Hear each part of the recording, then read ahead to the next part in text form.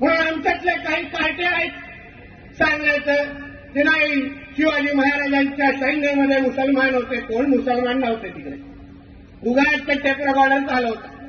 स्वराज्याची लढाई ही इस्लामच्या विरोधातच होती, हिंदू विरुद्ध मुसलमान होती.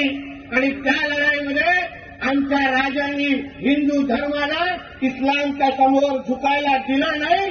हाच आमच्या सगळ्यांचा ज्वलंत इतिहास आहे, ज्वलंत इतिहास.